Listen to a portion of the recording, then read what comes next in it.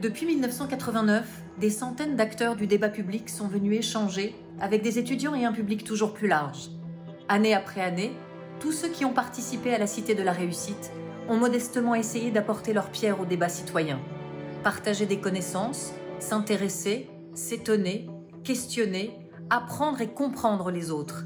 Telles sont les valeurs simples que nous avons essayé de promouvoir depuis 3 décennies. Apprivoiser le temps en le retenant pour thème, voilà qui s'est imposé à la Cité. 200 temporalités vont s'entrechoquer pour fusionner en 2 jours intenses de débats portant sur l'éternel fugueur, ponctué d'échanges avec le public. Malgré cette chorégraphie d'idées rythmée par 50 débats, l'expérience humaine laisse penser que ces 2 jours ne dérogeront pas à la règle qui étreint nos vies. Les mots, les questions, les accords, les rebonds, les doutes, les échanges, les désaccords et les rires seront trop vite emportés. Le défi de la désormais plus que trentenaire Cité de la Réussite ne sera pas de retenir le temps, mais d'y créer ce que l'on retient.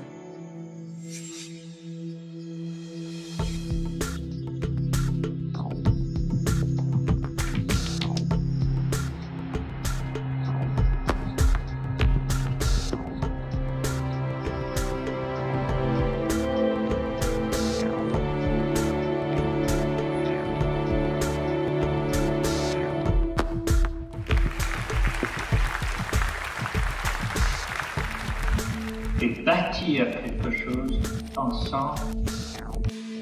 On est engagé parce que vivre, c'est choisir. Ça veut dire prendre des risques. La réussite ou le succès, c'est une succession d'échecs qu'on surmonte, qu'on contourne. Il faut apprendre à apprendre. J'ai un rêve d'élever l'humanité par la danse. Quelle est l'œuvre d'art qui a pu transformer les gens autant que, je ne sais pas quoi, les 35 heures ou la retraite? Si ce n'était plus la solution McDonald's qui triomphait. Manger la même chose, penser la même chose dans tous les domaines, ça c'est le contraire de la cohésion. Cette mondialisation est au contraire une grande source de diversité. Je crois aux intelligences collectives. On fait partie d'une unité qui s'appelle l'humanité. Je pense qu'on manque plutôt de tolérance, souvent. On peut respecter quelqu'un qu'on n'aime pas, on ne peut pas aimer quelqu'un qu'on ne respecte pas. La France doit comprendre qu'elle est multiple et que la différence est une chance.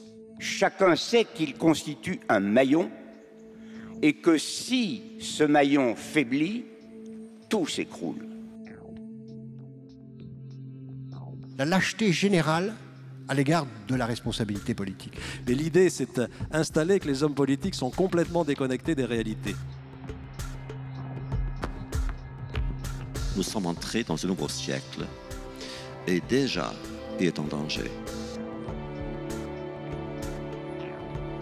L'expérience, c'est une lanterne qu'on a dans le dos et qui éclaire le chemin parcouru.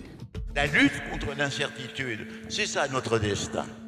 L'avenir va être absolument passionnant.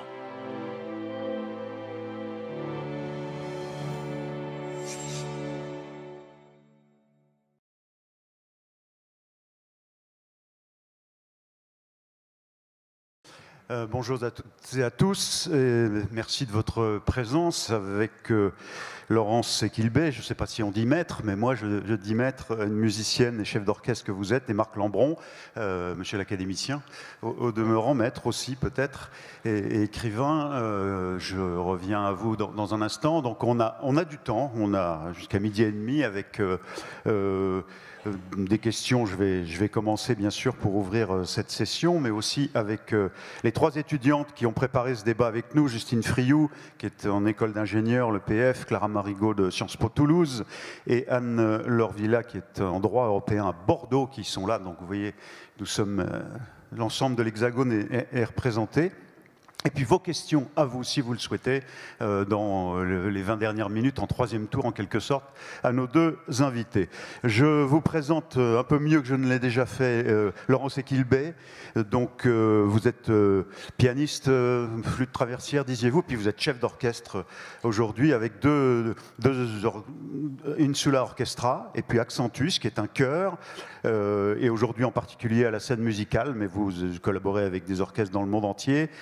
La Philharmonie de Paris, par exemple, le Grand Théâtre d'Aix-en-Provence, et puis dans le monde entier. Marc Lambron, vous êtes écrivain, vous avez été journaliste longtemps, critique littéraire, primé le prix Colette pour La Nuit des Masques. Et puis 40 ans, en 2017, pour revenir sur un certain nombre de portraits, par exemple. Et je le précise, vous êtes énarque aussi, ce qui n'empêche pas de devenir écrivain. Oui, tout d'un coup, ça tombe sur la tête. Alors, la création, au fond, on va parler de la création et du temps, dans ce contexte du temps, le défi qu'elle représente contre ou en marge du temps qui passe, qui s'impose à nous, avec ses contraintes, les contraintes de la mode, par exemple, des idées, le contrainte du vieillissement, évidemment, peut-être la création contre la mort, et puis le rythme des autres. Donc, ma première question, peut-être, et je vais commencer par vous, Laurence Equilbet, comment vous imaginez, vous concevez votre art au regard du temps, justement? Est-ce que c'est une façon de le transcender, de le maîtriser? Ça demande d'abord énormément de temps, d'apprentissage, de devenir un musicien et un chef d'orchestre émérite, une chef d'orchestre en l'occurrence, et puis une discipline qui aujourd'hui est finalement à l'encontre des rythmes que nous vivons dans notre société. Comment vous faites le lien entre votre art, votre discipline et le temps, Laurence Equilbet? Écoutez, c'est plusieurs questions qu'on va peut-être distiller au fur et à mesure de cet entretien. C'est pour que vous choisissiez dans celle-là celle que vous souhaitez. Oui, d'accord. Parce qu'évidemment, nous, musiciens, on est confrontés au temps en permanence, avec bonheur parfois, que ce soit évidemment le tempo, le rythme d'une musique et son agogique, et puis effectivement, que ce soit l'anticipation de la création qu'on envisage de faire plusieurs années après. Et puis le rythme d'une répétition, le temps du concert. Donc on va parler de ce temps-là spécifiquement, je pense, aujourd'hui. C'est combien d'années d'apprentissage? À la musique, comme disait, il y a une histoire à New York, quelqu'un qui demande son chemin. Comment est-ce que vous savez où est-ce qu'on va à Carnegie Hall? Et la personne répond: oh, c'est très long, c'est très long. Et donc, effectivement, c'est à peu près, je dirais, entre 10 et 15 ans si on veut faire une carrière professionnelle. Ouais. Bac plus 15. Voilà. Marc Lambron. Le temps, votre discipline, on rêve tous au fond, je ne sais pas, peut-être de devenir écrivain, je ne sais pas, mais on rêve tous d'avoir le temps un jour de revenir sur sa vie, par exemple, ou sur des moments qu'on a envie de décrire, de raconter, donc d'écrire.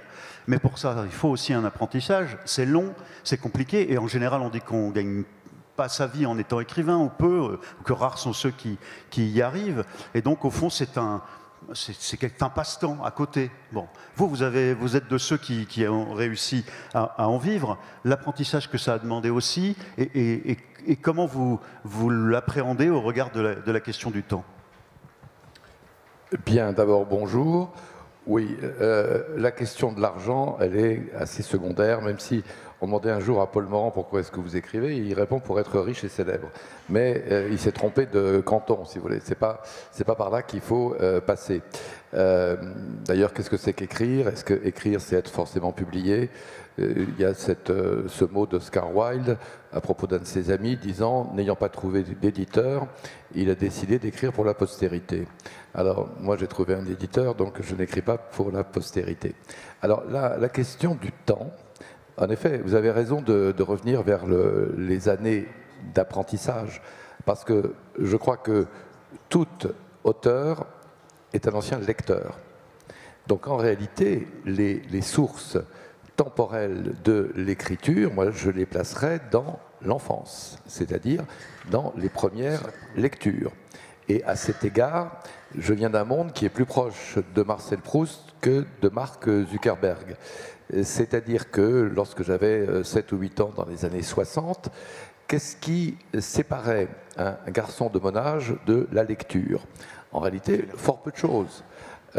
Mes parents avaient choisi de ne pas acheter de télévision pour ne pas nous distraire les enfants que nous étions. Et donc, il y avait le transistor, il y avait la radio, qui était un élément important de la vie française depuis les années 30.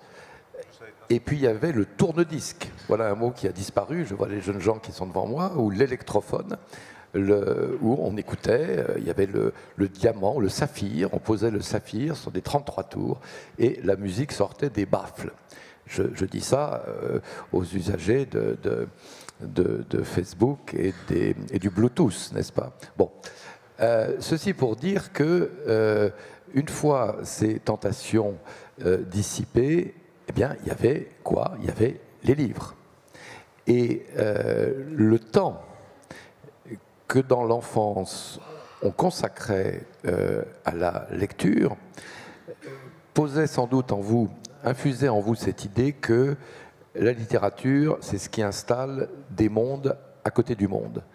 C'est-à-dire que c'est un multiplicateur de réel, avec cette magie finalement de la phrase, qui est que si vous voulez faire un film sur Waterloo, et à l'époque il n'y avait pas d'image numérique, donc quand Bondarchuk, réalisateur soviétique, fait un Guerre et paix, eh bien il a besoin de 80 000 figurants. Si vous écrivez Waterloo dans un roman, vous pouvez dire 80 000 hommes se pointèrent sur la colline, et en 6 mots, vous convoquez précisément un réel qui passe par le mot. Et dans l'idée ou la tentation d'être un jour écrivain, c'est-à-dire de passer du côté du livre, d'être le scripteur et non plus le lecteur, il y avait sans doute cette magie des multiplications d'imaginaire. Pourquoi est-ce qu'on écrit? Il y a cette idée, vous devriez relire, nous devrions tous relire le livre d'apprentissage de Jean-Paul Sartre, qui s'intitule Les mots, et où il explique très bien comment est-ce que dans une société catholique, mais avec des individus prématurément, c'est son cas, déconfessionnalisés, il reste une idée de salut, et faire son salut. Et Sartre explique très bien comment il a cru pendant des décennies, donc ça dure, ça c'est le temps de l'écrivain ou de l'écriture, qu'il allait se sauver, qu'il allait gagner son paradis à travers le texte, à travers la littérature, pour expliquer à la fin qu'il a compris que ça ne marchait pas comme ça. Et il y a cette très belle phrase, j'ai désinvesti, mais je n'ai pas défroqué. C'est-à-dire, bon, je n'y crois plus, mais néanmoins, l'habitude étant prise, le pli étant là, eh bien, je continue, malgré tout, envers et contre tout, à écrire. Ça, ce sont quelques éléments. Après, mais peut-être vais-je repasser la parole à Laurence Equilbet, on pourra entrer dans la matière même du temps ou des temporalités d'écriture, parce que j'essaierai d'expliquer comment, selon le genre littéraire que l'on aborde, il y a des rapports au temps qui sont assez différents. Mais peut-être y reviendrons-nous ensuite. Non, on sent bien que cette capacité à installer d'autres réels, ou à convoquer le réel, mais à travers les mots, c'est déjà une façon de répondre à la question que je vais vous poser maintenant, c'est où s'exprime et comment s'exprime le mieux le sensible dans votre art. Alors, Laurence Equilbet, à cette question. Je reprendrai ce que vient de dire Marc Lambron, c'est-à-dire qu'effectivement, pour moi, l'art et la musique en particulier est une clé qui va ouvrir un monde. C'est pas l'art qui est en soi le monde, c'est que c'est vraiment une clé qui ouvre un monde, et dans ce monde, vous pouvez presque trouver votre propre monde.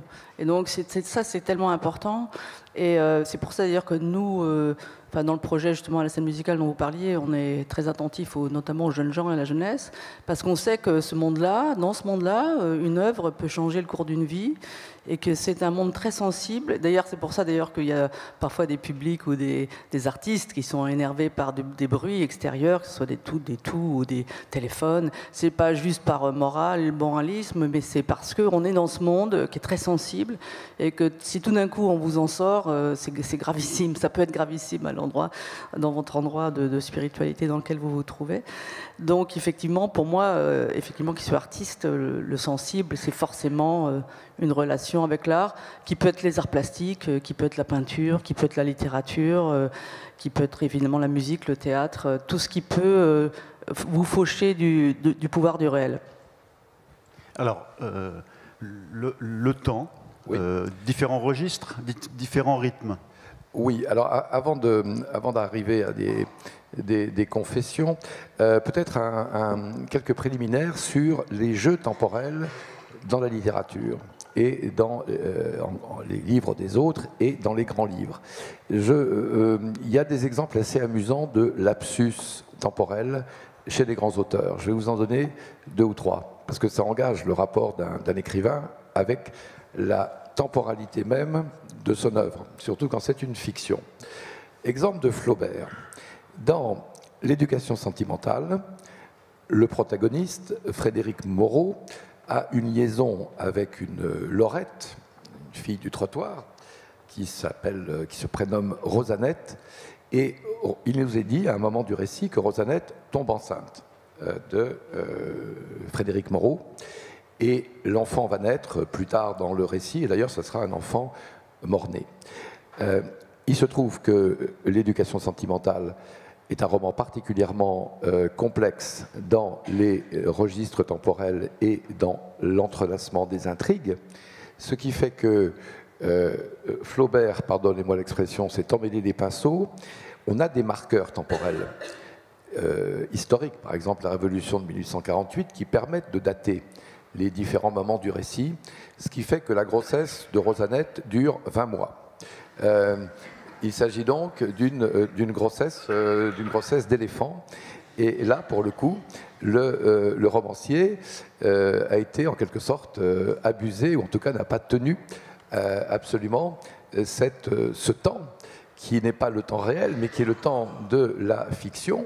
Et quand c'est un roman à teneur historique, comme L'éducation sentimentale, en effet, l'histoire il y a une chronologie réelle et qui vient contaminer ou qui est en contrepoint de la chronologie du texte. Mais à l'époque, ce n'est pas ce détail-là qui a vraiment non, été noté. Non, ce sont les Flaubertiens, ce sont les érudits. Non, sur le moment, non. Même si les écrivains du 19e siècle, parenthèse, Stendhal, par exemple, vers 1830, dit qu'il aspire à être lu en 1920. Donc il y a une prise en compte du temps, qui est celui de la postérité, qui irait un siècle au-delà du moment où ces livres sont écrits. Et en réalité, maintenant, nous en sommes à 2 siècles. Donc, au regard du temps, c'est-à-dire de la postérité, il a gagné. Bon, je referme cette parenthèse. Allons vers Proust. 2 choses sur Proust qui sont qui engagent précisément le rapport avec le temps réel. Comme vous le savez, il écrit À la recherche du temps perdu entre 1907 et 1922, qui est la date de sa mort. L'œuvre est si pharaonique, si gigantesque, que Proust, évidemment, en a concerté, en a prémédité le plan. C'est-à-dire, il sait d'où il part, il sait à peu près où il veut arriver.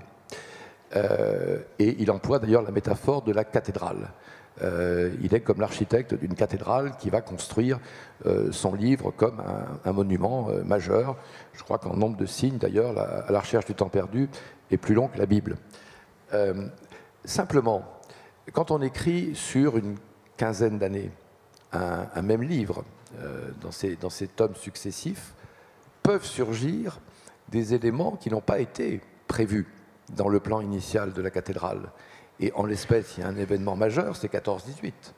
Et quand la guerre de 14-18 surgit, Proust aurait pu choisir de l'ignorer, mais précisément, il n'ignore pas. Et donc, le temps réel est incorporé dans le récit tel qu'il l'avait ourdi initialement, et ça donne ces pages magnifiques sur Paris en 1917, le couvre-feu, les zeppelins qui tournent dans le ciel, le baron de Charlus dans une maison de plaisir de la rue de l'Arcade, et même certains personnages trouvent leur fin dans cette guerre. Robert de Saint-Loup meurt à la guerre. En 1907, il n'était pas prévu qu'il puisse mourir à la guerre, puisque de guerre, il n'était pas question. Je donne un autre exemple sur Proust, sur ces paradoxes temporels. Là encore, comme dans l'éducation sentimentale, on peut dater fictivement, puisque c'est un récit fictif, c'est un roman, mais on peut poser des dates sur des scènes. Et la dernière scène, vous le savez, du temps retrouvé, c'est cette soirée chez les Guermantes, où le narrateur retrouve vieillis tous les personnages de son cycle et prend la décision d'écrire. Ce qui d'ailleurs commande un temps circulaire, oui. Parce que tout à la fin de l'œuvre, dans cette dernière soirée, retrouver celui qui... Non, le narrateur dit, eh bien maintenant que tout ce temps est passé, que tout semble consommé, je vais entreprendre de le raconter. Donc la décision d'écrire, elle est mentionnée à la fin du livre et ça renvoie précisément... Il utilise le temps comme un... À son début. Comme un clin d'œil, comme un jeu... Il y a un temps en quelque sorte circulaire, c'est-à-dire que la toute fin de l'œuvre annonce la décision d'en écrire le début. Mais attendez, pardon, j'ai pas fini. Après, je vous en parle parce que je reste sur Proust. D'ailleurs, vous savez que c'est le gardien du temps. C'est un peu moi, je suis obligé. Bon, alors, allez-y, finissez, Marc. Je finis sur Proust, mais je ne serai pas trop long. Si, entre parenthèses, d'ailleurs, il y avait quelques universitaires dont Gérard Genette, il y a des années, qui avait fait le jeu ou pris le pari, qui pourrait résumer l'œuvre de Proust, enfin à la recherche, de la manière la plus concise. Celui qui a gagné l'a fait en 3 mots. Marcel devient écrivain. Oui, joli. Et au fond, c'est exactement ça. Oui. C'est l'histoire d'une vocation telle qu'elle se développe, telle qu'elle naît et se développe dans le temps. Dernier point sur Proust. Donc, cette soirée ultime, les Proustiens maniaques de la chronologie, de la même façon que la grossesse de Rosanette dure 20 mois, ils la datent, elle aurait lieu en mars 1923. Or, Proust est mort il est mort en novembre 1922. Mais il ne sait pas quand il écrit qu'il va mourir en novembre. Et donc, en réalité, pour 5 ou 6 mois, à la recherche du temps perdu, c'est de la science-fiction. Le temps qui sera écoulé entre le moment où Proust meurt et où il situe, sans le savoir, sans le vouloir, la fin de son œuvre au-delà même de sa vie. Ce qui est assez beau, parce que c'est une sorte de pointillé ou de clin d'œil temporel qui va vers la survie à la recherche du temps perdu. Voilà, j'ai fini avec Proust. C'est magnifique. Expérimenter le temps, c'est par définition le premier outil ou un des 2 premiers outils du musicien. Il y a les notes et puis il y a les rythmes. Et puis jouer avec les rythmes en changeant, ça fait partie précisément aussi de l'outil de base du musicien.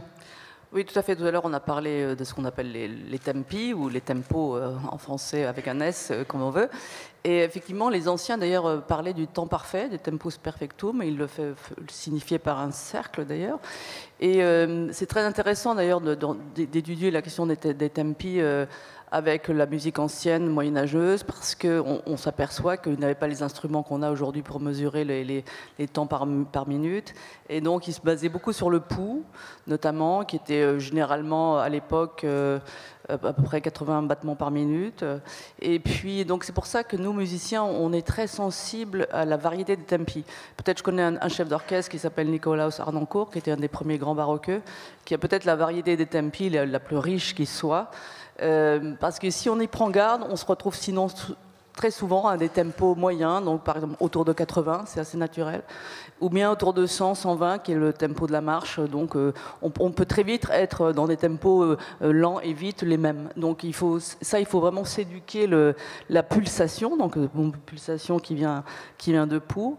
Et il y a aussi le temps propre d'une œuvre, ça peut-être on en reparlera plus tard, mais ça, c'est très important, l'espace-temps pour une œuvre musicale. Il y a un compositeur qui s'appelle Morton Feldman, qui est un compositeur minimaliste américain, qui était d'ailleurs très lié avec la peinture, parce qu'il a écrit une œuvre qui s'appelle Roscoe Chapel, dans une chapelle à Houston, au Texas. Et quand les gens ne comprenaient pas sa musique, il a essayé de décrire sa musique, et qui, à mon avis, décrit très bien la musique en général. C'est-à-dire, il dit, c'est en 3 parties, vous avez des périodes incantatoires, vous avez des moments immobiles et vous avez des lignes de fuite. Et effectivement, sur ce plan énergétique, c'est tout à fait parlant cette description de Morton Feldman de la musique dans le sens d'un déroulé dramatique. Vous avez aussi le temps de l'expérience. Effectivement, on a parlé combien de temps il faut pour étudier. Et là, je citerai peut-être le maestro Carl Maria Giulini. Pour ceux qui l'ont connu, c'est un maestro italien absolument fantastique et très, très profond. Et il disait souvent à ses étudiants, il vaut mieux diriger une œuvre 5 ans plus tard que 5 minutes trop tôt. Et donc ça, c'était très important pour nous, parce que ça veut dire que il faut être prêt. Et il disait aussi, comme dans les œuvres très connues, il va falloir oublier les 40 premières fois où vous le dirigez, commencez dès maintenant. Donc ça, c'était aussi assez amusant. Il disait aussi à ses étudiants que il ne dirigeait jamais une grande œuvre s'il l'avait étudiée 1 an auparavant. Donc ça aussi, ça nous a tous marqués, nous autres étudiants chefs d'orchestre.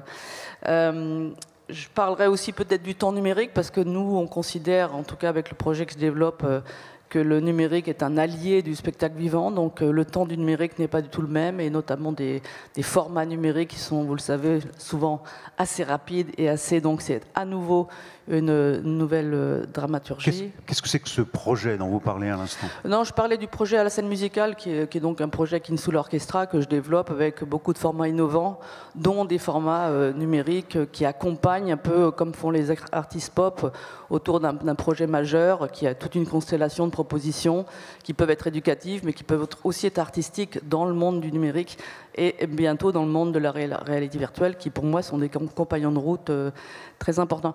Et peut-être tout à l'heure, on parlera des œuvres qui traversent le temps, mais je finis pour moi. Mais je voudrais revenir, alors vous êtes déjà un peu livré, mais tout de même sur la façon dont l'une et l'autre, vous habitez alors les temps au moment où vous créez vous-même, quand vous écrivez. Attendez, est-ce que je peux poser 2 questions à Laurence Equilbet? Je vous en prie. Alors, c'est des questions de profane. M'intéresse le fait que, quand on regarde les différentes versions d'une œuvre musicale canonique au micro-sillon, il y a des écarts de tempi et de durée. C'est-à-dire, prenons une pièce aussi répandue que le boléro de Ravel, selon les enregistrements, il peut y avoir 1 minute d'écart entre telle ou telle version. Donc ça pose la question de l'approche, du tempo, de la façon dont le chef d'orchestre, pour le coup, va apprécier, ressentir et mettre en volume temporel une partition qui est la même pour tous. Ça, c'est la première question. Et la deuxième question, c'est que dans la musique qu'on peut dire contemporaine, à partir des années 50-60, il y a eu des prélèvements, je ne sais pas comment dire, des interférences, des contaminations choisies par d'autres musiques, venues d'autres aires culturelles. Quand on prend les musiques de Terry Riley, de la Monte Young, par exemple, c'est clairement l'Orient qui vient être incorporé dans la musique occidentale. Ou même dans la pop, on voit très bien comment est-ce que George Harrison, à un certain moment, va chercher Ravi Shankar et la musique indienne pour l'incorporer dans la musique. Alors la question Alors la question, c'est ça. La première, c'est quid de ce rapport du chef d'orchestre au tempo? Et la deuxième question, c'est comment est-ce que vous ressentez cette acclimatation ou ce dialogue ou ces emprunts avec d'autres modes et même d'autres gammes d'ailleurs musicales. Merci en tout cas pour ces 2 questions qui sont très intéressantes. La première sur effectivement le tempo, dans la démarche qui est la nôtre, qui est la plupart des interprètes aujourd'hui, qui est historiquement informée, on essaye vraiment de se rapprocher le plus d'une forme de vérité, mais quoi qu'on a toujours des compromis à faire. Et par exemple, je vous livre une anecdote parlant de l'adagio de la 5e de Mahler, qui est un adagio très très connu que j'ai pu faire à un moment donné, et j'ai reçu des messages, des gens qui ont très bien connu Mahler, qui me disent, écoutez, on le joue maintenant plus du tout comme il fallait. À l'époque de Mahler, cet adagio faisait 7 minutes, 8 minutes maximum.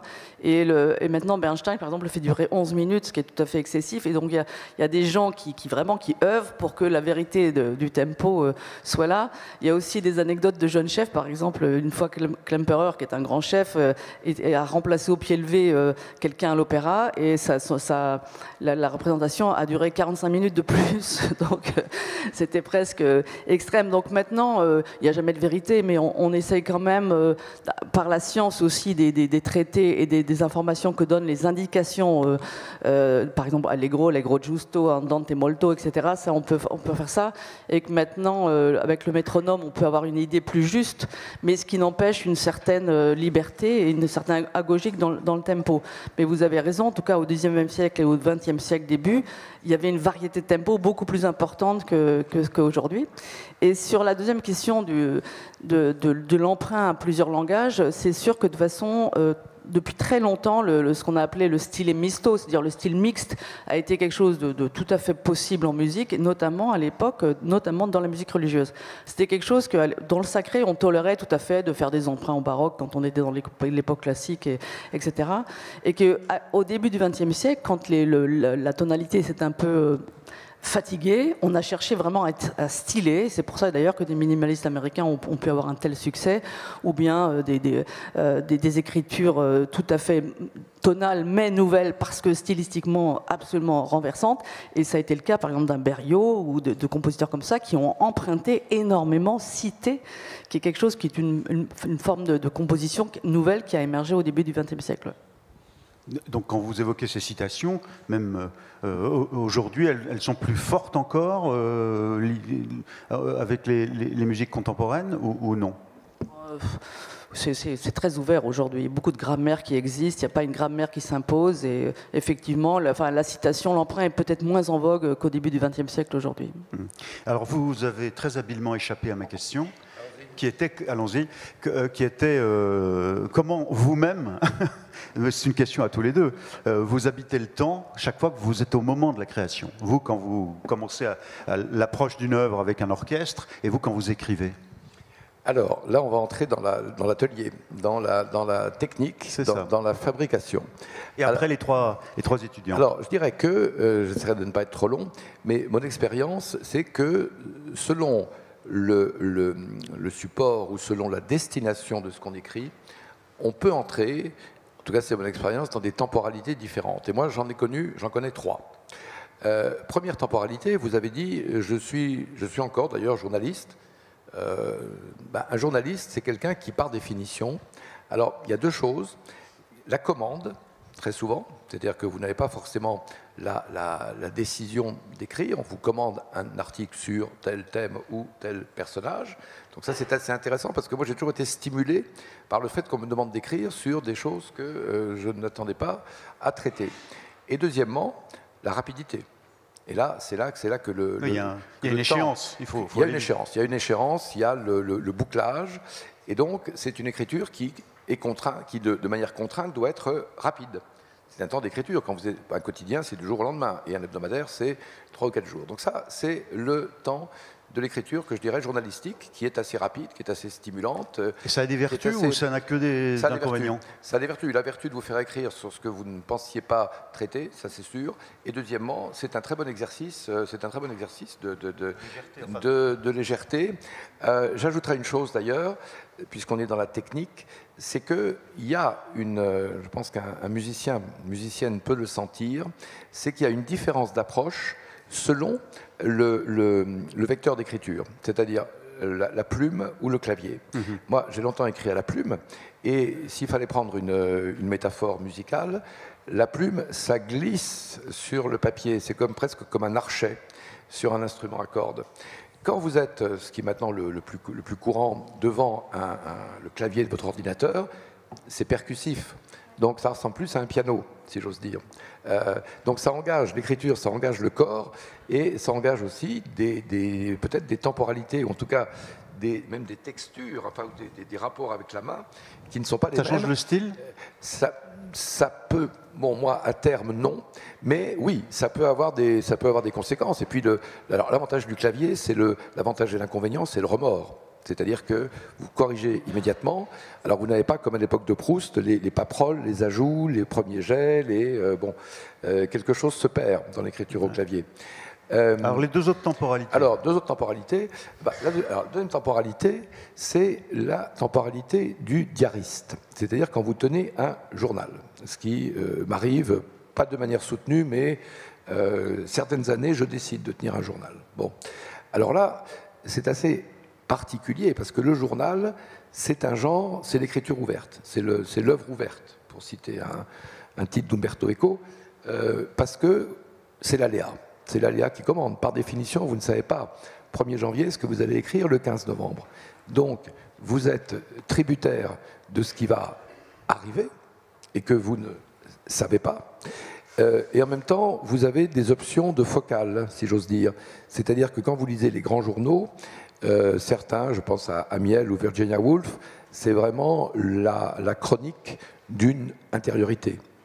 On est dans l'intime. On est dans l'intime. Mais si vous lisez par exemple Les choses vues de Victor Hugo, c'est CNN. C'est-à-dire qu'il se promène. C'est vraiment, alors pour le coup, un journaliste. Vous lisez les journées de 1848 décrites par Victor Hugo. Il se promène partout dans la ville comme une sorte d'envoyé spécial. Et ce qui l'intéresse, c'est la focale externe. C'est une forme de reportage. C'est la chose vue et c'est pas loin du reportage. Ouais. Bon, avec le sentiment qu'il faut fixer ce qui est. Bon, alors moi je serais plutôt de l'école hugolienne, si j'ose dire, c'est-à-dire je pense que mes états d'âme n'ont pas grand intérêt et je préfère essayer de saisir l'air du temps sur un mode qui est quasi photographique. À mon avis, il y a des rapports entre la photographie, entre l'instantané et le journal. J'ajoute une chose sur le journal, c'est que le temps intervient aussi, et peut-être plus que pour les romans, avec le moment où il est publié. Vous savez qu'il y a beaucoup de journaux qui sont posthumes. Il y a beaucoup d'écrivains dont on découvre après leur mort, Roger Vaillant, Paul Morand, voilà, même Anaïs Nin, des morceaux tronqués. Bon, à l'inverse de quelqu'un, parce que le journal, ça peut être aussi une statue, ça peut être une pause. André Gide écrivait son journal en souhaitant expressément qu'il soit publié de son vivant pour sculpter son profil, ce qui fait que c'est pas le journal le plus sincère qu'on puisse imaginer.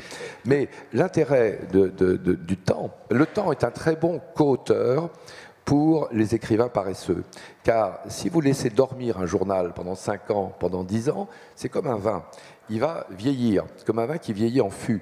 Il va prendre du tanin ou du corps, c'est-à-dire de la perspective. Et quand, moi c'est l'expérience que j'ai faite, j'ai attendu 18 ans pour publier le volume d'un de mes journaux. Et on voit très bien, à ce moment-là, que ça devient autre chose. C'est-à-dire, ça n'est plus de la photographie, mais il y a du sépia. C'est de la photographie qui a bougé, et le lecteur lui-même ajoute sa propre perspective, qui est celle de tout le monde.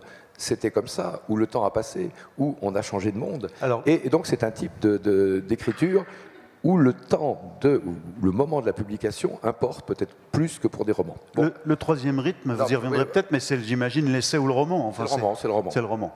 On y reviendra. Laurence Equilbet, vos rythmes à vous. Alors, au moment où vous créez une œuvre, tout à l'heure vous nous citiez un maître qui vous disait je n'imagine pas qu'on puisse diriger une œuvre considérable sans l'avoir au moins déjà travaillé depuis 1 an. Oui, tout à fait. Alors, j'évacue la question du tempo dont on a parlé tout à l'heure. Il faut juste se dire là-dessus que c'est quelque chose qui se travaille énormément. Moi, je travaille énormément mes tempi pour pratiquement avoir le tempo absolu, on peut dire. Il y a des chefs qui ont le tempo absolu, qui savent exactement ce que veut dire 76, 72 à la noire, etc. Donc ça, c'est quelque chose qui se travaille énormément. Et aussi le tempo des répétitions, parce que moi, je peux dire que j'ai le quart d'heure absolu, par exemple. Je sais très bien, sans regarder aucune horloge, le temps qui défile. Et ça, quand vous conduisez une répétition, c'est hyper important. Parce que vous avez une gestion du temps, c'est en général des sessions de 3 heures, Et si vous gérez mal votre temps, d'abord vous êtes un peu cuit parce que les musiciens vous rayent. C'est d'abord social et donc ça et puis d'abord l'efficacité artistique évidemment. Ce qui est le processus de création, ça je rejoins ce que disait Marc Lambron tout à l'heure. Effectivement, les gros projets, vous les préparez 2 voire 3 ans à l'avance. Et ce qui est un peu stressant d'ailleurs dans le milieu classique, notamment lyrique, c'est que vous savez, moi par exemple, je sais très bien ce que je vais faire le 24 avril 2024. Et bon, c'est sympa à savoir qu'on aura du travail, mais c'est un peu stressant quand même, parce que je dis, si j'ai juste pas envie de faire ça, bon, on va le faire quand même. Voilà, donc ça c'est, en tout cas 2 ans avant, on choisit les heures, les artistes avec qui vous allez travailler.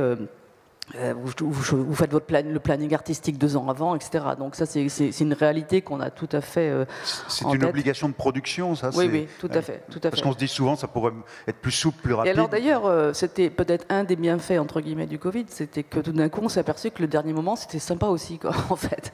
Donc j'espère que ça va pouvoir faire avancer le monde de la musique classique, et notamment dans le lyrique, ça peut faire des catastrophes, parce que par exemple, les solistes lyriques sont choisis parfois 4-5 ans avant, et tout d'un coup une voix peut évoluer radicalement et plus du tout être adéquate pour un rôle pour lequel on l'a casté 5 ans avant. Donc ça peut faire des désastres, y compris dans des très très grandes maisons, et je dirais surtout dans des très grandes maisons. Voilà. Et sinon, effectivement, on a vu tout à l'heure que l'art était une puissance qui suspend le pouvoir de la réalité et qui inaugure un nouvel espace-temps.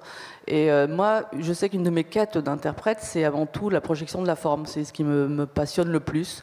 On parlait d'énergie tout à l'heure avec Morton Feldman, et c'est vraiment, comme interprète, ce qui me passionne le plus.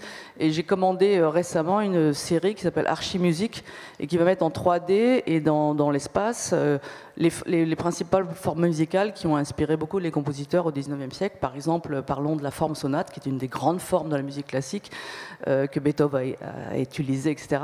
Et donc j'ai commandé une sculpture qui sera en VR de la forme sonate en 3D, notamment appliquée au premier mouvement de la sonate de la symphonie pastorale. Voilà, donc ça c'est quelque chose qui me passionne. Il y a aussi le temps de l'interprétation, évidemment. Et là peut-être je vous parlerai de 2 compositeurs qui sont Ligeti et Kurtág. Les Hongrois adorent par exemple qu'on reste extrêmement longtemps en suspension après une œuvre. Peut-être ça vous est arrivé de voir un chef qui exagère un peu, qui reste en suspendu pratiquement pendant 1 minute avant que vous n'applaudissiez. Mais ça c'est très hongrois. Et par exemple Ligeti, pourquoi en fait je pense que c'est leur culture musicale qui est comme ça. Ils considèrent aussi que la musique a une électricité dans l'air et dans le temps. Il faut respecter ce... Et par exemple Ligeti qui a écrit une œuvre assez spectaculaire qui s'appelle Lux Aeterna, qui est d'ailleurs dans le film qui s'appelle 2001 l'Odyssée de l'espace, et donc avec des aléas mathématiques, etc. C'est une œuvre assez stellaire, magnifique. Et à la fin, il met 7 mesures que le chef doit battre. Donc c'est à peu près à 54 battements par minute, donc c'est à peu près 30 secondes. Vous devez battre 7 mesures comme ça, à vide, à sec.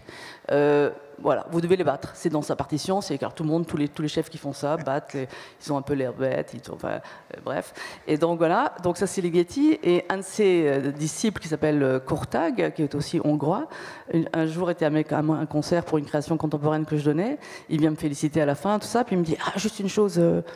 restez plus longtemps à la fin, restez plus longtemps. » Et donc, voilà. Et donc, pour ceux qui ont eu la chance à la salle Pleyel de voir Claudio Abbado diriger la 9e symphonie de Mahler, c'était un de ses tout derniers concerts comme chef, avant qu'il ne meure.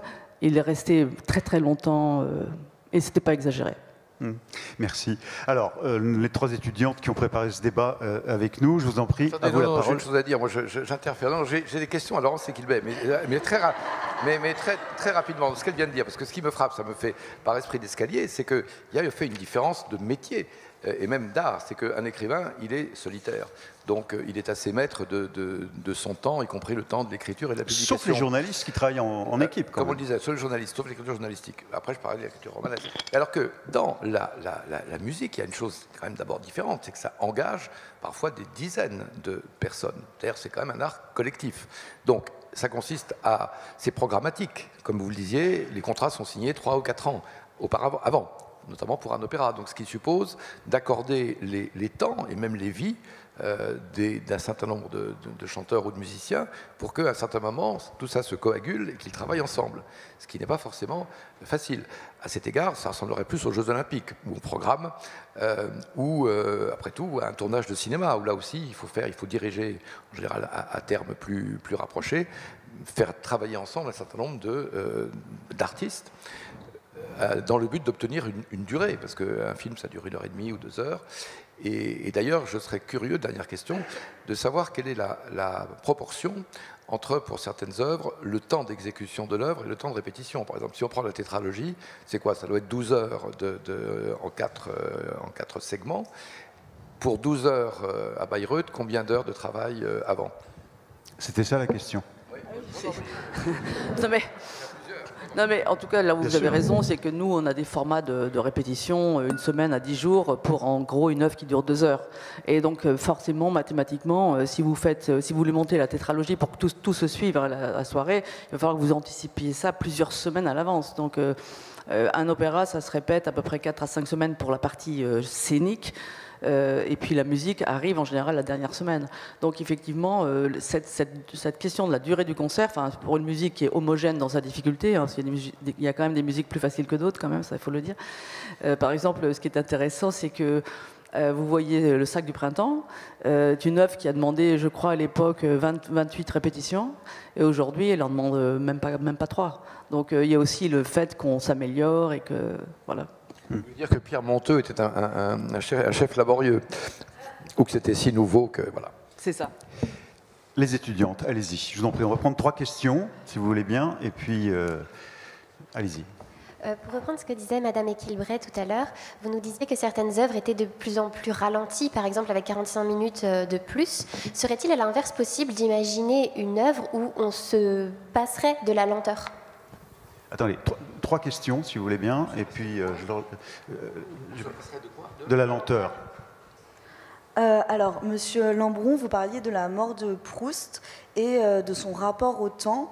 Est-ce que vous pensez que la création, donc, qui est une forme de naissance, permet d'appréhender la mort et le temps qui passe en laissant sa trace dans le temps?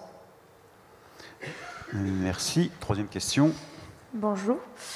Donc moi, ma question, ce serait aussi pour Monsieur Lambron. Du coup, ma question, c'était dans le processus d'écriture, on a parlé de différentes temporalités en fonction de la façon dont on écrit.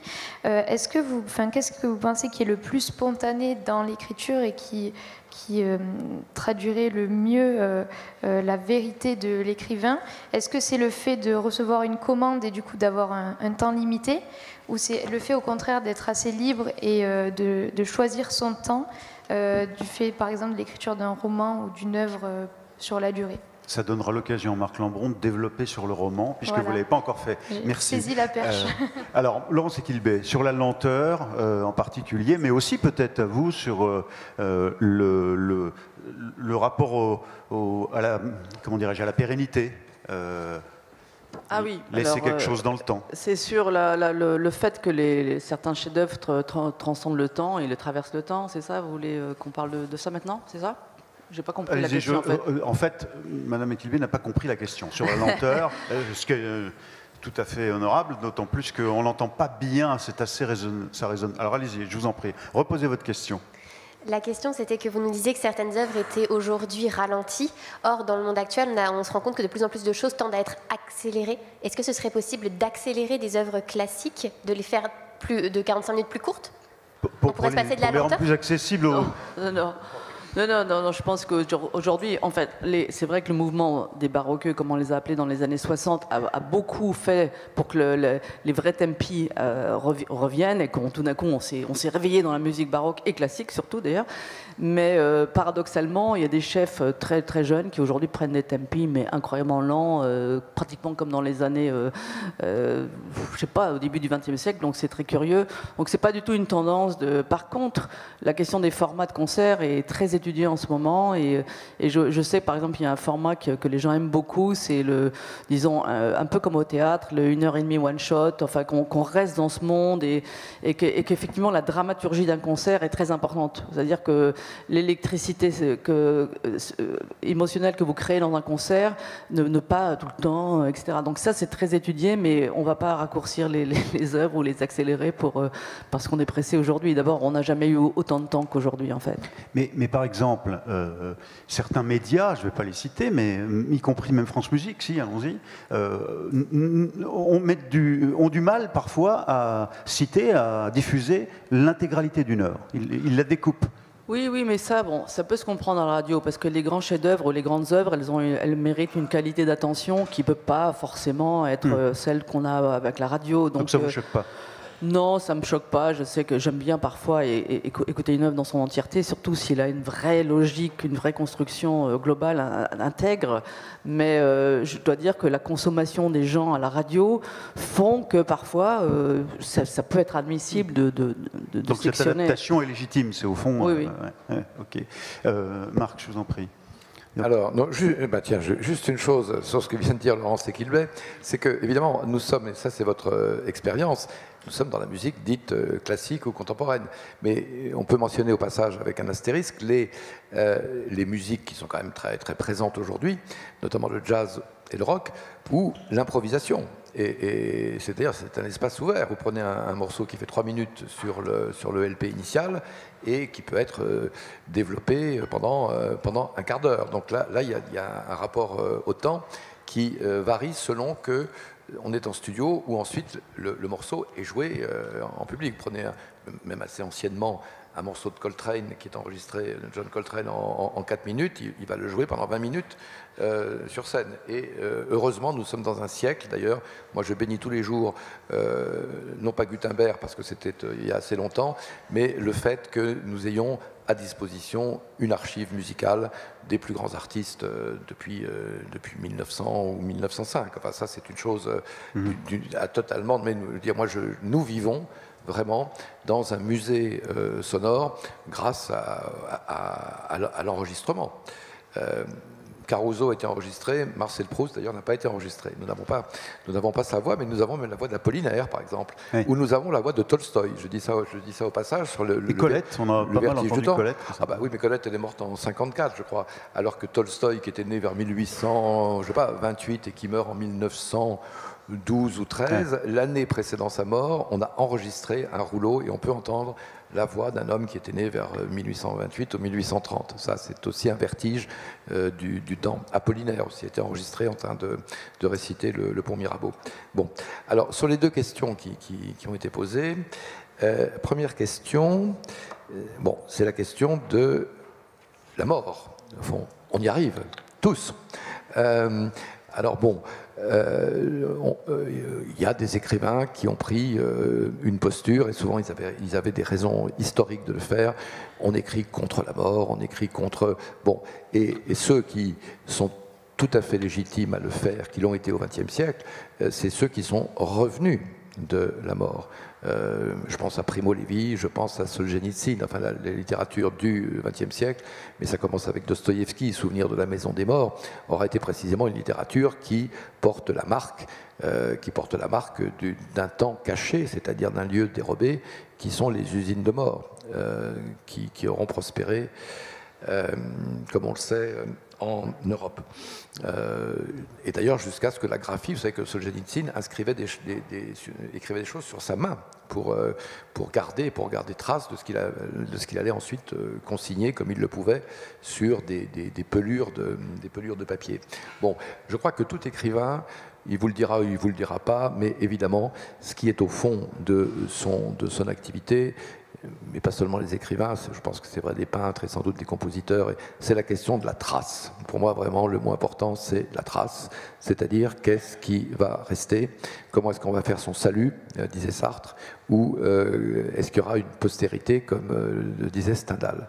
Alors, quand bien même nous serions voués à un oubli rapide, ce qui est d'ailleurs le sort ou la condition d'un certain nombre d'écrivains, par exemple, dans une société de plus en plus zappante, si vous m'autorisez cette ce néologisme.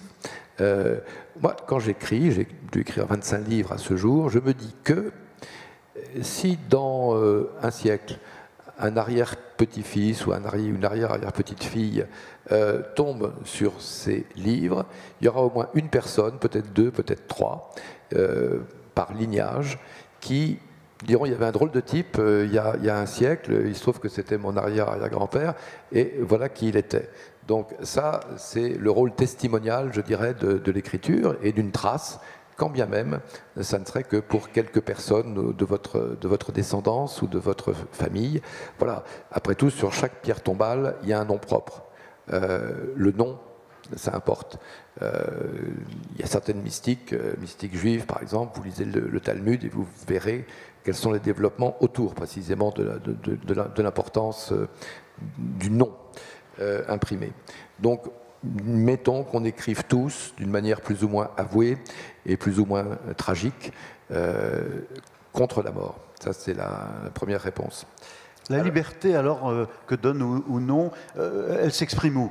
C'était un des aspects de la question. Est-ce qu'elle s'exprime dans la commande ou est-ce qu'elle s'exprime dans le...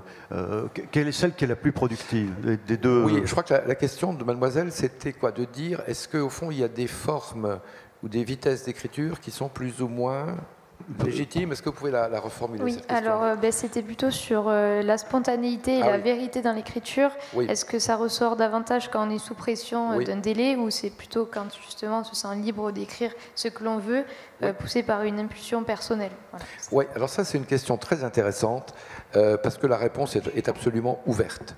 La réponse est plurielle. C'est-à-dire qu'il y a en effet différents... Je parlais tout à l'heure de ce qui est de presque pulsionnel quand vous écrivez, selon que vous tapez, selon que vous glissez. Chaque écrivain, c'est une sorte de corps, c'est une organisation psychique.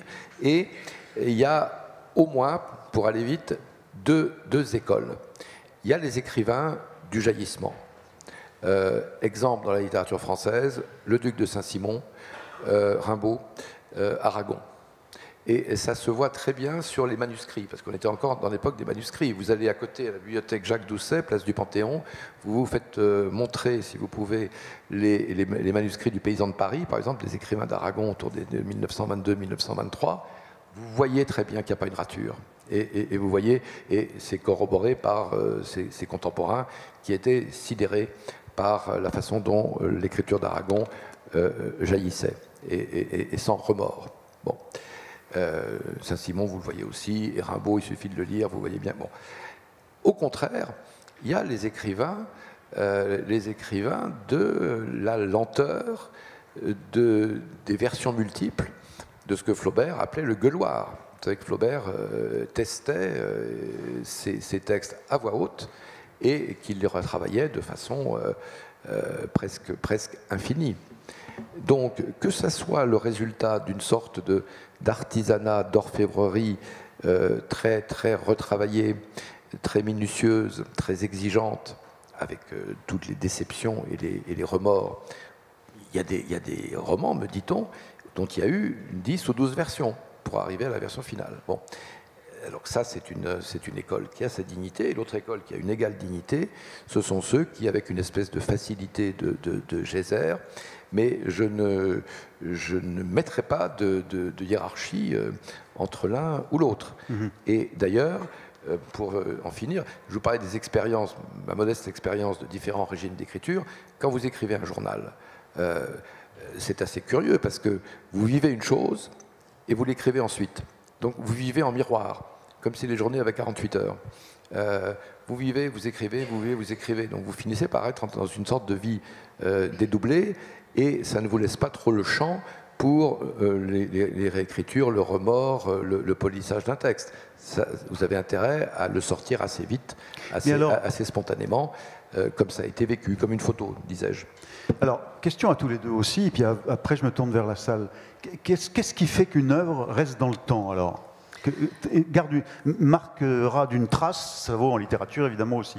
Je vous en prie, Laurence. Je vais répondre, je répondais à ce que vous venez de dire sur la spontanéité. C'est assez amusant parce qu'il y avait un chef baroque qui s'appelait Jean-Claude Magloire, qui était assez connu et qui n'aimait pas du tout répéter. Puis donc il arrêtait de répéter à un moment donné, puis il dit non, il faut garder un peu de spontanéité quand même. Et Et sur les tâcherons ou bien les gens qui écrivent comme ça, enfin tâcherons ça peut être paraître négatif, mais dans la musique il y a aussi ça. Mozart, on dit souvent que Mozart avait la main tenue par Dieu, et si vous recopiez toute l'œuvre de Mozart, vous avez à peine le temps de vivre la vie qu'il a vécue. Hein. Donc il écrivait vraiment comme ça. En revanche, par exemple, quelqu'un comme Beethoven, esquisse sur esquisse, il jette, il esquisse, il rature, enfin c'est pas possible. Et puis des compositeurs comme Mendelssohn ou Bruckner ont X versions de la même œuvre, donc ils reviennent tout le temps sur le... Voilà, donc ça c'était juste pour faire un petit parallèle avec la musique. Sur les faits, effectivement, que certains chefs-d'œuvre traversent le temps et que leur portée ne se limite pas à une époque spéciale, ça arrive effectivement. Mais effectivement, les grands chefs-d'œuvre traversent le temps, on l'a souvent vérifié. Je pondérerais ça quand même avec plusieurs exemples. Il peut y avoir des chefs-d'œuvre de comédie qui passent mal le temps, parce que l'humour est quelque chose qui vieillit très vite.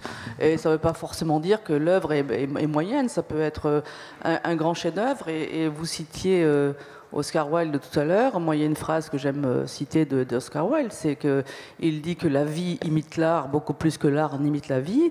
Et c'est vrai que quand l'art imite la vie, c'est plutôt du divertissement, et ça peut être aussi formidable pour nous. Ça peut être une condition pour rester...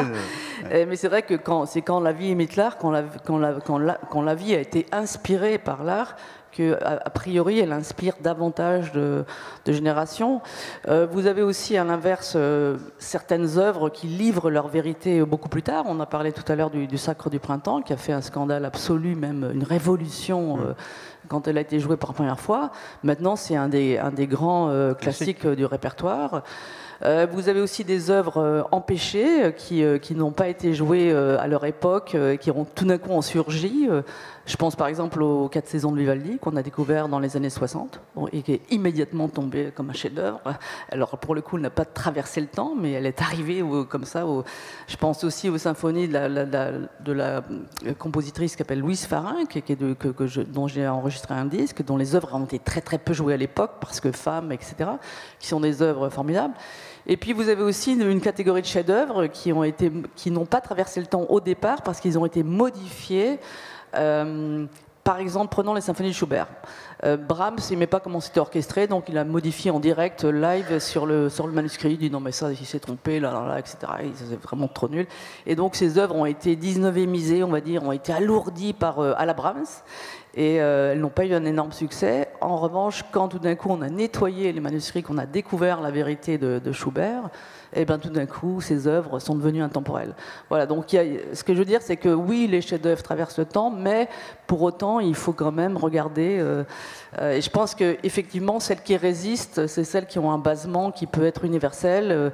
Par exemple, là je viens de faire l'opéra de Beethoven qui s'appelle Fidelio, qui est son seul opéra, et qui est une œuvre qui résiste au temps évidemment, parce que c'est l'histoire d'un prisonnier politique, et que malheureusement des gens qui sont arbitrairement retenus, et comme la musique est formidable, c'est un chef-d'œuvre qui traverse le temps, oui.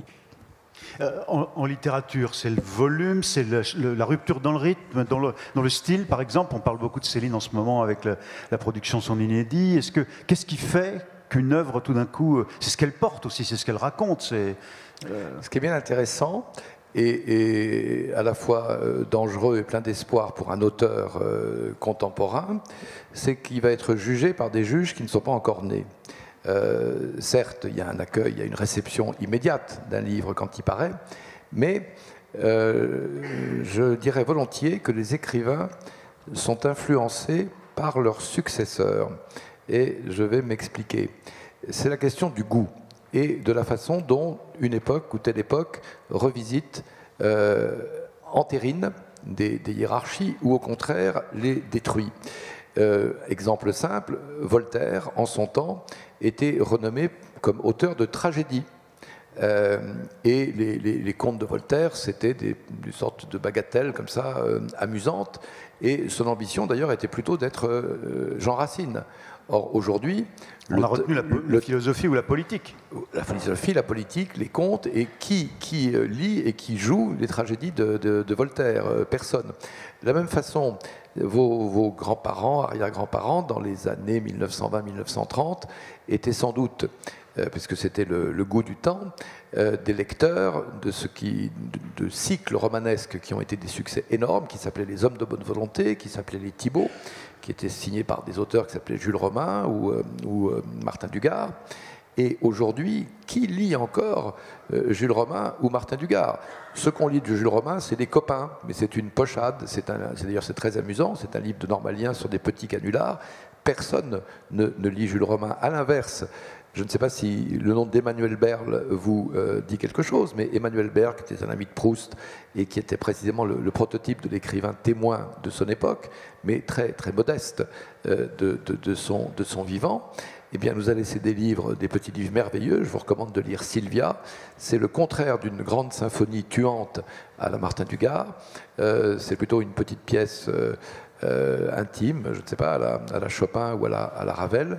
Mais l'air du temps, l'esprit, fait que les formes du goût mutent, que certaines formes tombent en désuétude et que d'autres sont ressuscitées. En musique, c'est particulièrement frappant parce que Laurence Guilbet vous dira mieux que moi, elle en parlait, comment est-ce que le répertoire baroque, par exemple, qui était quand même complètement inhumé, a été revivifié, redécouvert, au fond, au XXe siècle, il y a pas très longtemps.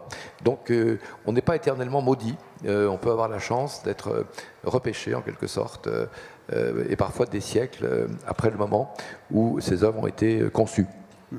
Alors, la salle, si certains d'entre vous veulent, madame ici, je vais prendre 3 questions.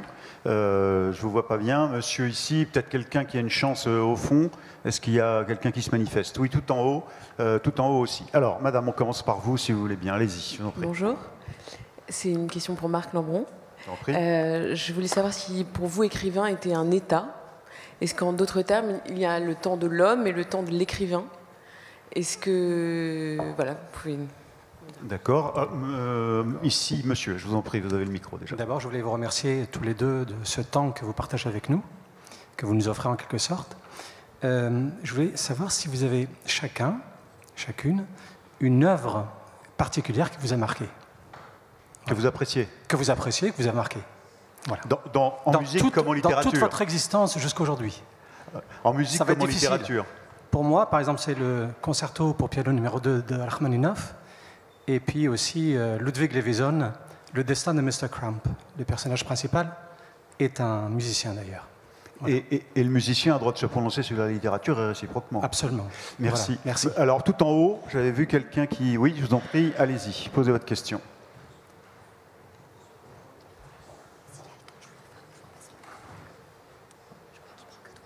Bonjour, tout d'abord merci à tous les deux pour cet échange très intéressant. Je ne sais pas si vous m'entendez bien. Moi j'ai une double question pour vous, Monsieur Lambron.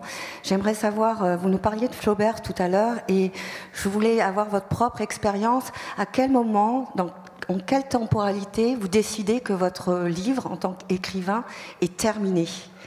Ça c'est ma première question. Et la deuxième, s'il s'avère que vous l'ayez... expérimenté un jour, vous est-il arrivé de vous relire après quelques temps passés et de vous dire que vous l'auriez écrit différemment par le fait que le temps a passé et que voilà. Merci. En l'occurrence, vous permettrez, mais c'est des questions qu'on peut poser aussi à la façon d'interpréter que je poserai aussi à Laurence Equilbé. Alors, peut-être les œuvres. Vos œuvres de Laurence Equilbé, musicales ou pourquoi pas de littéraires, qui sont pour vous des chefs-d'œuvre C'est une question difficile, mais quand on demandait à Pablo Casals, qui était un grand violoncelliste, quelle suite de Bach il préférait, il répondait celle que je suis en train de travailler. Donc ça dépend un peu de votre moment. Moi je sais que j'adore par exemple la Messe en Si de Jean-Sébastien Bach. C'est une œuvre que j'écoute souvent, qui me régénère. Pour autant, comme chef, il y a des œuvres de Beethoven qui me transcendent.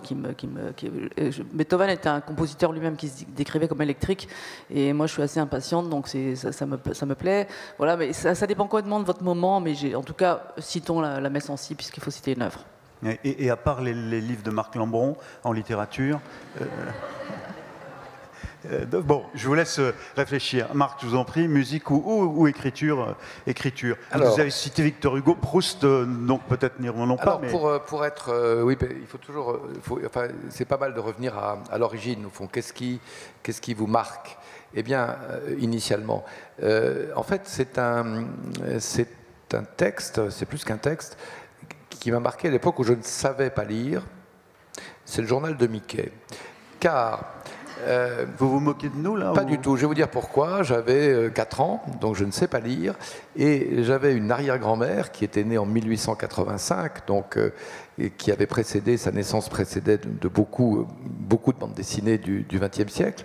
Donc, elle me lisait le journal de Mickey, mais elle n'avait pas compris qu'on lit de gauche à droite en passant d'une bande à l'autre. Elle lisait verticalement.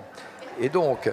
je peux vous dire que ça a été pour moi déterminant pour mon psychisme et pour le rapport d'intérêt, d'énigme et le goût de décrypter les textes, parce que ayant été élevé par mon arrière-grand-mère, si j'ose dire, avant de savoir lire au journal de Mickey sur ce mode, si vous voulez, aberrant, ça m'a prédisposé à aimer ensuite James Joyce, Antonin Artaud ou William Burroughs, c'est-à-dire des écrivains où la complexité d'approche a été aussi frappante pour moi quand j'ai découvert le cut-up, la technique de découpage aléatoire de Burroughs, que Donald, Clarabelle, Pluto et Minnie.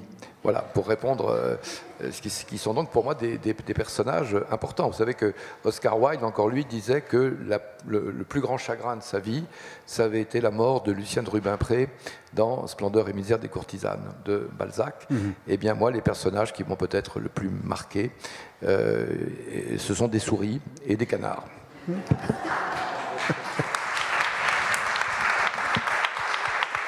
Alors, la question, est-ce que l'état d'écrivain et l'individu, l'homme, et au fond, c'est pareil chez le musicien, le moment de la musique et le moment de la vie, comment est-ce qu'on arrive à marier les deux au regard des exigences que ça représente, peut-être, enfin, je poursuis la question, mais vous l'avez peut-être entendu autrement, Laurence Equilbé. Alors, donc, moi, je ne suis pas compositrice, hein, donc je ne suis pas créatrice, malheureusement d'ailleurs, peut-être dans une autre vie, mais je suis plutôt... transcripteur, adaptateur, interprète.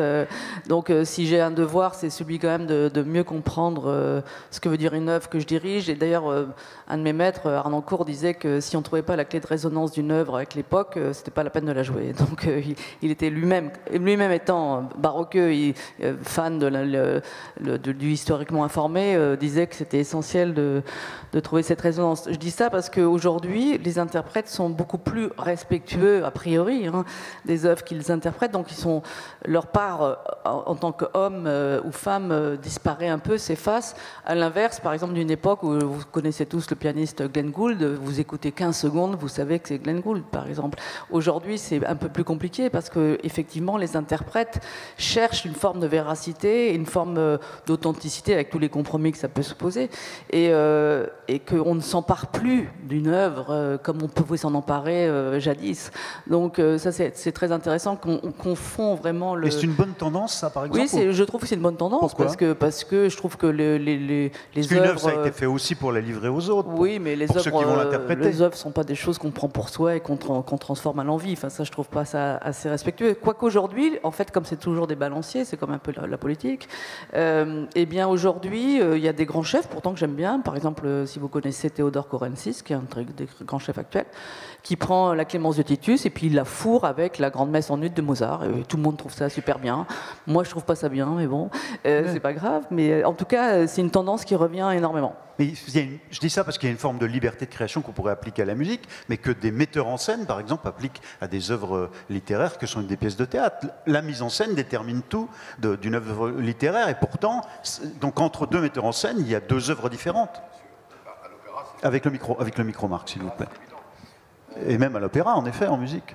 Oui, bah ça c'est la faculté, c'est peut-être plus vrai d'ailleurs en musique qu'en littérature, et en peinture, qu'on a de revisiter. Parce qu'au fond, on parlait tout à l'heure de citations, mais Stravinsky, c'est très frappant qu'après une œuvre aussi fractale, aussi tellurique que le Sac du Printemps, il consacre ses années 20 à faire à la manière d'eux, et à revenir vers le XVIIIe siècle, ou vers du folklore russe, ou même plus tard à faire un opéra de Rex Progress, donc il n'a pas cessé et ça c'est alors ça existe aussi en littérature parce que vous avez la possibilité précisément de varier les styles. Il y a aussi un genre dont on n'a pas parlé, c'est la poésie. Mais vous pouvez faire cohabiter poésie, journal, roman et même journalisme. Bon. La question est, est-ce que c'est un état d'être écrivain? Il vaut mieux que ça soit un état qu'une habitude. Le risque, en effet, c'est que, ayant pris l'habitude on se caricature soi-même. On continue, oui. Oui. Bon, alors, moi, je vais vous dire ce qui m'a rassuré, c'est une preuve, si j'ose dire, une preuve onirique. C'est-à-dire qu'il m'arrive de temps à autre de rêver d'un texte que j'ai sous les yeux, que je l'ai écrit ou non, et ce texte est suffisamment élaboré ou cohérent pour qu'au réveil, je me souvienne de certaines phrases. Donc, ça veut dire que même quand je dors, ça écrit. Je ne dis pas que c'est moi qui écris, mais je dis, et puis j'en oublie le plus clair d'ailleurs. Mais donc. Mais les rêves, c'est pour ranger la bibliothèque, hein, c'est connu, ça sert à ça, ça range dans le cerveau les données. Donc, Oui, j'ai une amie qui dit que j'écris mieux que je ne respire. Parce qu'on peut ronfler la nuit. Bon. Donc, je plaide pour je souhaite en effet que ça soit un état. Une des preuves partielles, c'est qu'on continue à écrire. Pas par habitude, mais parce qu'il y a à un moment la nécessité de le faire. Et ça, je crois qu'en effet, ça existe, la nécessité d'écrire. Je réponds aux deux autres questions qui viennent. Allez-y, je vous en prie. Alors, la fin d'un livre, ça c'est bien intéressant parce que moi, je dirais d'une manière assez pragmatique, je pense qu'un livre, à mes yeux, est achevé quand il me semble montrable. Alors c'est là qu'il y a une interaction avec l'éditeur. Ça compte tout de même. C'est-à-dire, je ne transmets le texte à l'éditeur quand il me semble que je ne ferai pas mieux. Bon, alors tout ça est relatif, mais pour moi, c'est ça qui marque la fin c'est quand l'œil du tiers, au fond, peut s'y poser. L'autre question, c'est la relecture. Alors quand je me relis très peu. Je me relis très peu, c'est sans doute une hygiène ou une précaution, parce que si vous vous relisez trop et que vous avez décliné, c'est pas très bon de se comparer. Ça, c'est une dimension temporelle, diverses époques d'une même vie. Bon, au demeurant, quand je me relis, ça me rassure plutôt. À tous égards, je vais vous dire immodestement, je trouve ça pas mal. Parfois, je suis même étonné d'avoir sorti ça. Mais bon, très bien, finalement, c'était pas mal. Et puis, comme j'écris encore, ça peut se reproduire. Voilà. Donc, j'ai pas trop d'inquiétude métaphysique sur la relecture, mais je conçois que ça puisse générer des angoisses. Vous m'avez parlé sur les œuvres qui vous ont marqué, et en musique par exemple. Est-ce qu'il y a une œuvre, ça a l'air d'être une colle à chacun d'entre vous, la question quand c'est pas votre discipline, mais en musique par exemple. Est-ce que vous écoutez de la musique quand vous écrivez? Alors oui, alors pas forcément, mais le bonheur de la musique, c'est qu'elle peut être climatique en quelque sorte. Alors, je prends par exemple l'exemple d'un roman que j'ai écrit il y a au moins une vingtaine d'années, un roman des années 60 qui se déroulait. Il y avait trois lieux. Il y avait Rome en 60, la Rome de la Dolce Vita. Il y avait New York en 66 autour de Warhol, et il y avait le Vietnam en 67-68. Eh bien, je sonorisais l'écriture pour la partie romaine 1960 avec la musique de Nino Rota, pour la partie new-yorkaise 66 avec la musique du Velvet Underground, et pour la partie 68... Avec les Doors. Oui, absolument, avec Janis Joplin, avec les Doors. Donc, en effet, la musique peut être propitiatoire. Vous dansez une danse... Ça aide à convoquer les mots du réel. Ça aide à convoquer les fantômes et des couleurs ou des couleurs d'époque qui peuvent accompagner. Maintenant, musique d'île déserte, il y en a beaucoup. Si j'en avais qu'une, je partirais avec la symphonie concertante de Mozart. Voilà, le dialogue entre le violon et l'alto, je veux bien mourir là-dessus. Alors vous, Laurence Quilbé, en littérature, si je peux encore reposer la question. Non, bien sûr. Moi j'ai beaucoup lu de romans quand j'étais plus jeune. Là, maintenant, je lis surtout des essais, donc c'est un peu moins partageable, disons. Mais J'aime beaucoup, par exemple, la poésie. Je vous conseille un tout petit livre de Rilke qui s'appelle Notes sur la mélodie des choses, par exemple, qui est un peu un livre de chevet. De Rilke, Rilke. Dont j'aime aussi beaucoup les élégies de Duino. Donc, j'aime beaucoup aussi cet auteur. On parlait d'Oscar Wilde, ses aphorismes sont absolument à lire aussi, parce qu'il nous enseigne énormément. Voilà, donc je ne vais pas vous dire tous les essais que je lis, ça va ennuyer l'assistance, je crois. Et l'état de musicien et la personne, ça impose une discipline permanente jusqu'à la fin de ses jours, la musique. Bon, nous, on n'a pas le même rapport aux œuvres parce que comme on est plusieurs à la faire ensemble, les torts sont partagés, on va dire. Mais moi, je réécoute tous les concerts que je fais parce que justement pour ce travail sur quelque chose qui est très important en musique, c'est la balance, les balances entre les instruments, ça c'est fondamental. Et puis effectivement les tempi qui sont un moment très important pour la dramaturgie. Je réécoute beaucoup, moi je suis très critique avec moi-même, donc c'est horrible, d'ailleurs je suis pire critique, pire public. Mais on oscille souvent en tant qu'interprète et même créateur, j'imagine que c'est naturel d'osciller entre des moments un peu d'euphorie et des moments de complet désespoir. Donc on est toujours dans ces vagues-là. Juste une chose qui est aussi, puisqu'on en est au conseil de lecture, ce sont les écrivains qui ont écrit de manière pertinente et parfois superbe sur la musique.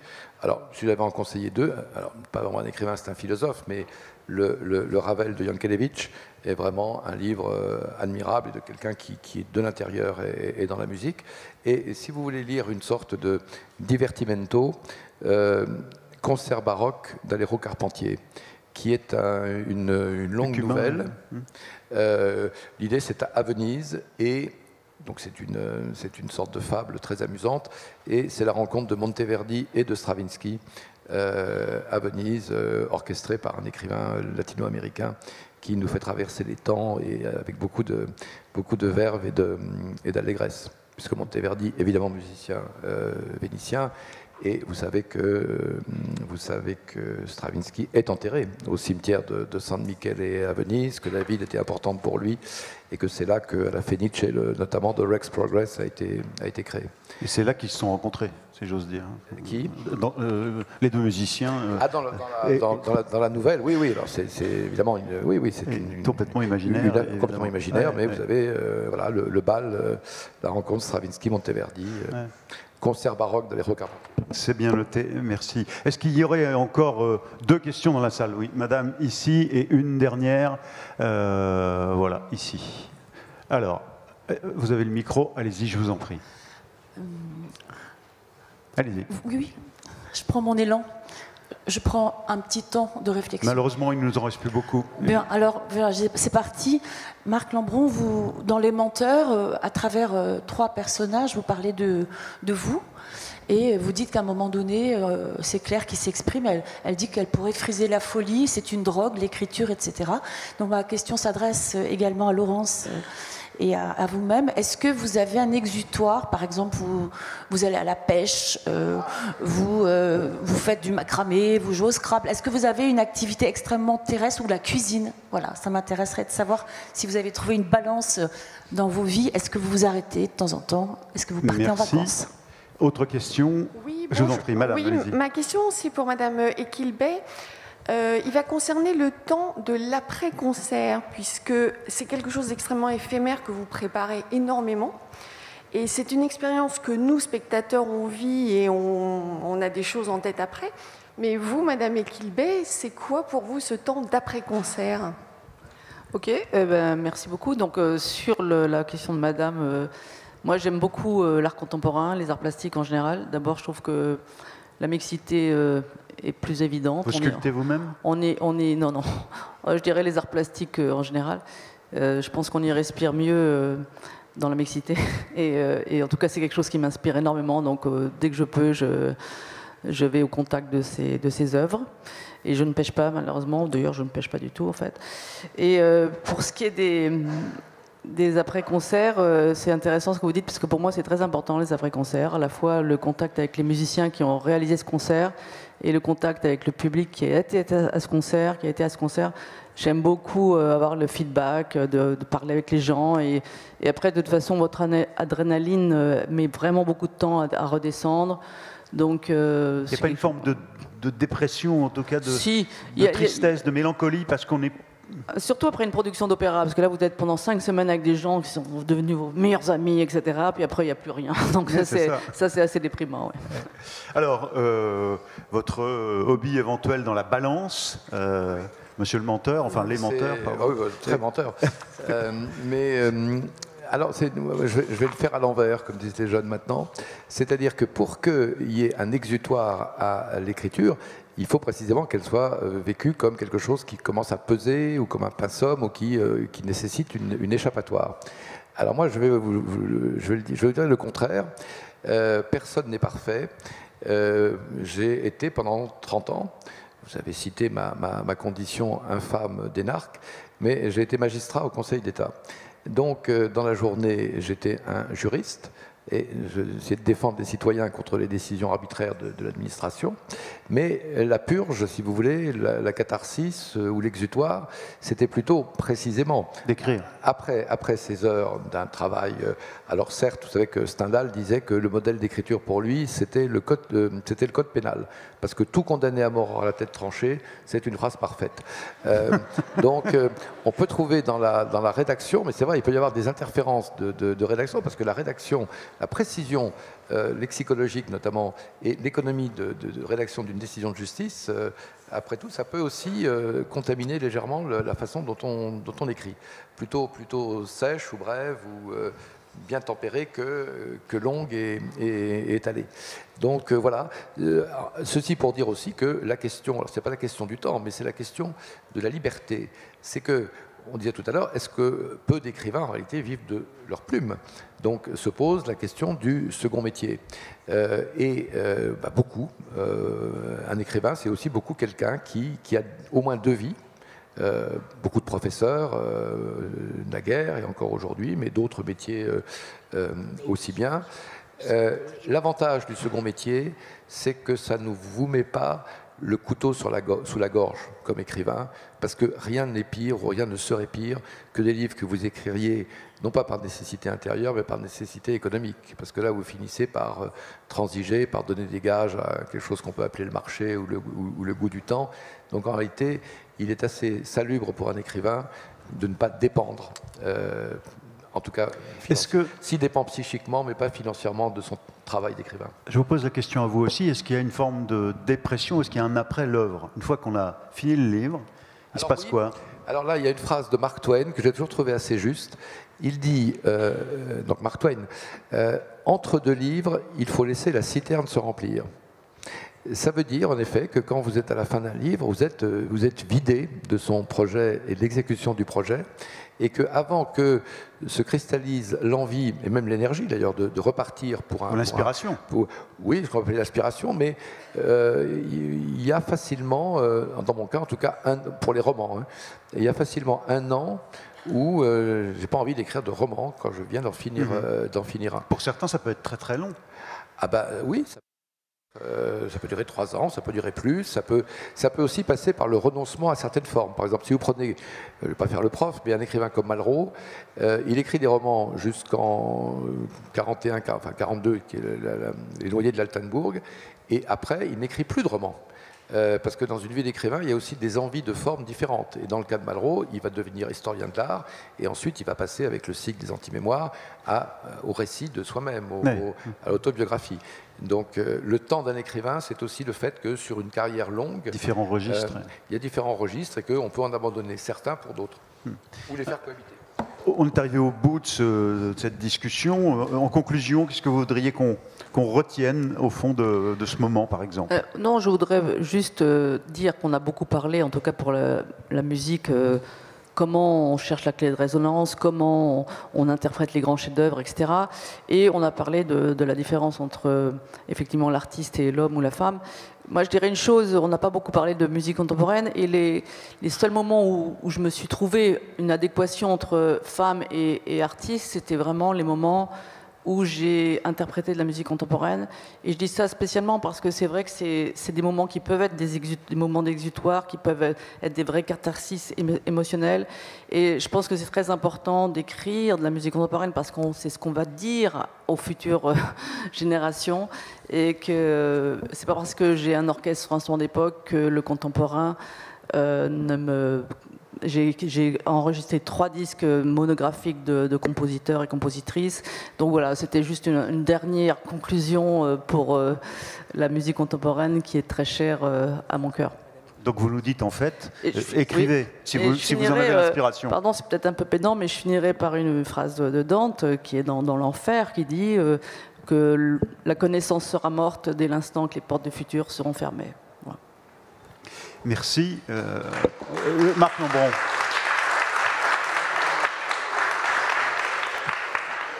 Votre conclusion à vous? 2 choses en conclusion. D'abord, c'est qu'on ne pratique pas assez souvent ce que nous venons de faire en improvisation devant vous, c'est-à-dire un dialogue entre des arts, on peut dire en tout cas des artistes. Pour moi, c'est extrêmement intéressant, enrichissant, en écho. Et c'était passionnant. Donc j'étais dans une chambre d'écho.